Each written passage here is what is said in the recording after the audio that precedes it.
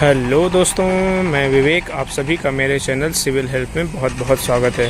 दोस्तों, आज हम बात करने वाले हैं वो कॉमन मिस्टेक्स जो हम रेनफोर्समेंट प्रोवाइड करते समय करते हैं, जो हमें बिल्कुल भी नहीं करनी चाहिए, काफ़ी डेंजरस हो सकता है।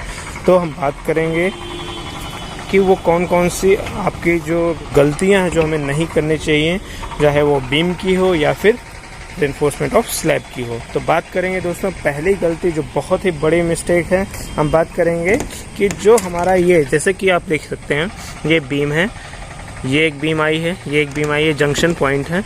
तो यहाँ पे आपकी बीम्स में डेवलपमेंट लेंथ प्रोवाइड करके इसको मोड़ा नहीं गया है, इसको सिंपली ऐसे ही छोड़ दिया गया है। तो ये बहुत ही बड़ी गलती है, इसको आपको मोड़ना ज़रूरी है। आप चाहे नीचे वाले हो चाहे ऊपर वाले हो, बार्स को मोड़ना है ताकि एनकरेज प्रोवाइड करना इनको बहुत ही ज़्यादा इंपॉर्टेंट हो जाता है।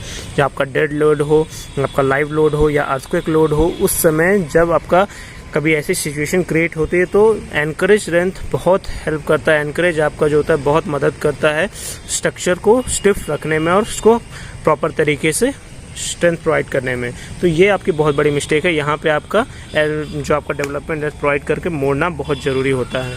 दूसरी कॉमन मिस्टेक्स जो होती है हमारी बीम्स में, आप देख सकते हैं यहाँ पे आपका ऊपर जो है 3 सरिया प्रोवाइड किया गया है।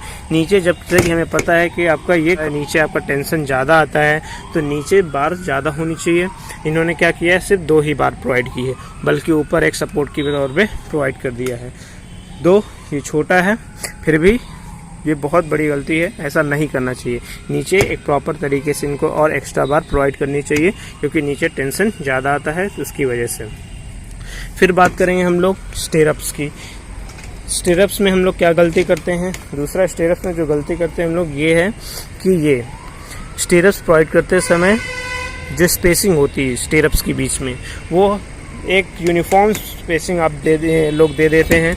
जो भी मिस्त्री लोग होते हैं यूनिफॉर्म स्पेसिंग दे करके ख़त्म कर देते हैं, जबकि ऐसा नहीं होना चाहिए। जब भी हम लोग स्टेरअप्स में आपका स्पेसिंग प्रोवाइड करते हैं बीम में, तो वो क्या होता है, एंड की तरफ आपका स्पेसिंग जो होता है उसको कम रखा जाता है जनरली। जैसे यहाँ पे देखिए, इन्होंने पहले तो टेढ़ा रखा हुआ है, सीधा रखना चाहिए आपका। ये जनरली होना चाहिए इधर एंड की साइड जो होना चाहिए 3 से 4 इंच होना चाहिए मैक्सिमम, और जब बीच में आए तो आपका 6 से 7 इंच भी हो सकता है। फिर जब आप एंड की तरफ इधर जाएं इस कॉलम से सपोर्ट की तरफ, तो इधर भी आपका कम होते जाना चाहिए।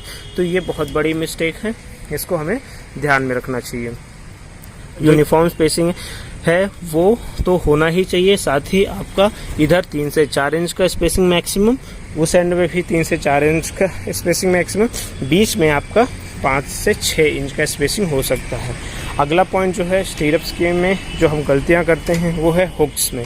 हुक्स में क्या करते हैं हम लोग अक्सर कि एक ही साइड से हुक का जो डायरेक्शन होता है, यहाँ तो बल्कि ठीक है, पर कहीं कहीं अक्सर देखा जाता है कि क्या होता है कि ये जो हुक्स होते हैं इनको आप एक ही साइड से, जैसे कि अभी यहाँ पे देखिए गलती है, यहाँ पे एक हुक है, इधर ही है, इधर भी फिर से ये वाला हुक भी इसी साइड है। तो इसको हमेशा अल्टरनेट वे में प्रोवाइड करना चाहिए। ये है इधर, तो अगला जो हुक होगा हमारा इस साइड होगा, फिर अगला जो होगा इस साइड होगा, अगला होगा इस साइड। तो अल्टरनेट हुक्स की जो आपका फेस होता है वो अल्टरनेट डायरेक्शन में मिलना चाहिए। इससे क्या होता है, आपका स्ट्रेंथ मिलती है बीम को। फिर आपका ये जो एनकरेज लेंथ होती है, बहुत देखिए बहुत कम रखा है इन्होंने, ये थोड़ा ज़्यादा होना चाहिए और इसको नीचे और झुका होना चाहिए।